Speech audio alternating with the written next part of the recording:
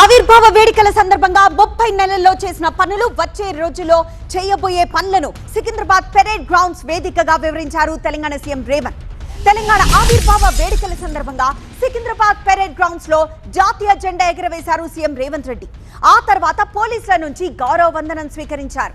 30 నెలల్లో ప్రజల ఆశలు ఆశయాలను నెరవేర్చడంలో విజయం సాధించామన్నారు. ప్రజలిచ్చిన అవకాశాన్ని అధికారికంగా భావించలేదన్నారు.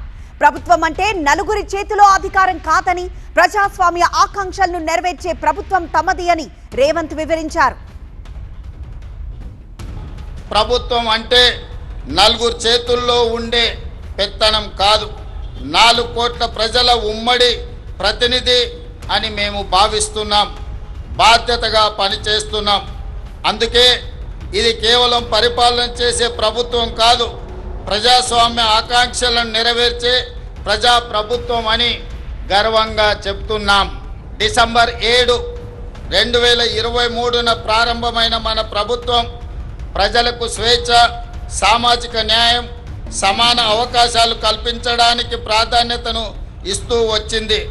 రకరకాల అడ్డంకులు అధిగమిస్తూ 30 నెలల్లోనే ప్రజల ఆశలు ఆశయాలను నెరవేర్చడంలో విజయవంతంగా ముందుకు సాగుతున్నాం.